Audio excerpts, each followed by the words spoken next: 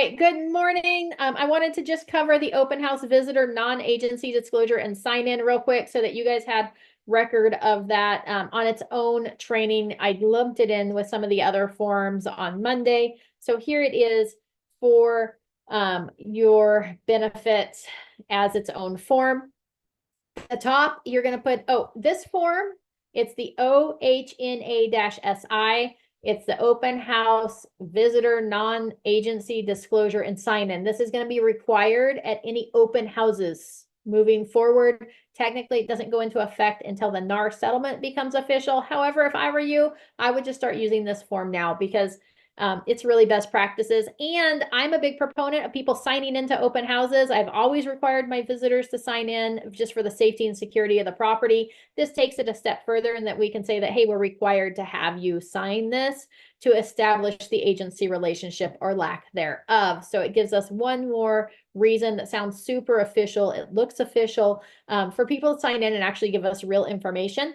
And I would have one of these for each party that comes through. You'll see at the bottom, the sign-in sheet has names, emails, phone numbers, and if they have an agent or not, who that agent is. And if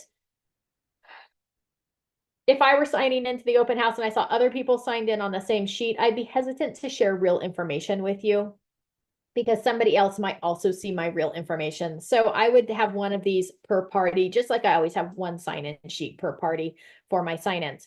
All right, property address, brokerages there. You're going to put your agent name there and your brokerage there, okay? Visitor intention to view property is the top. Agent is holding an open house or conducting an in-person or live virtual tours of the property identified above. Visitor is interested in viewing the property. Agent agrees to show property to visitor on the following terms and conditions.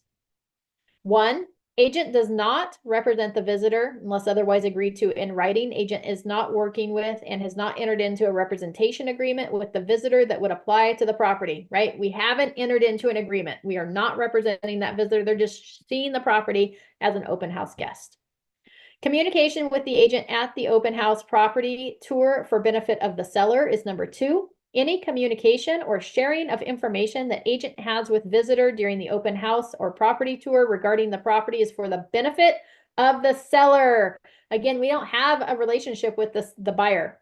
All acts of agent at the open house or property tour, even those that assist the visitor in deciding whether to make an offer on the property, are for the benefit of the seller exclusively. No duty to the buyer. 3 is communication with the agent, again, not confidential. Any information that visitor reveals to agent at the open house or property tour may be conveyed to the seller. Our fiduciary responsibility at this point is to the seller. We're showing their property. We have no agency relationship with that buyer. If visitor writes an offer on the property through agent, at that time, agent will disclose if agent and agent's broker represents the seller exclusively or both the seller and the visitor. Okay, are we doing a seller or is it an unrepresented buyer? Okay. If visitor wants to be represented by the agent holding the open house, visitor should sign a representation agreement with the agent holding the open house, such as the property showing a representation agreement. That's the PSRA form that we covered yesterday, the temporary representation agreement for up to 3 properties and no more than 30 days. Or the buyer representation and broker compensation agreement. That's our traditional BRBC form. If the visitor is an exclusive relationship with another agent, this is not intended as a solicitation of visitor. I forgot to share my screen. I apologize for that. Let me share it now just so you can see what the form looks like.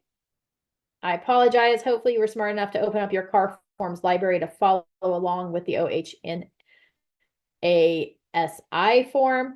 But here's what that form looks like. It's really just like a half-page form. It's not super scary. And then at the bottom is the sign-in place where people can put their name, their email, their phone number, and their agent, if any. Okay. They don't actually have to sign. They just are putting their name, email, and phone number there. Okay, that way it's all legible and readable. Again, see, it's got several slots for names and emails. Every person that passes through needs to put their name on here, but I would have a separate page for each and every visitor that comes through. There's a discrepancy right now over whether we actually require them to put their names on this or whether it just needs to be posted. They're still slushing that out as part of the settlement agreement.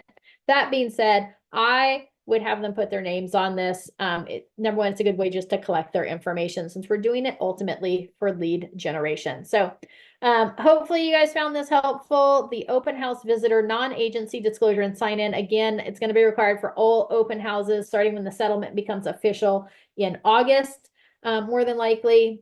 And I would just start using this now. There's no reason to delay on this one. So hopefully that was helpful. Have a fabulous day.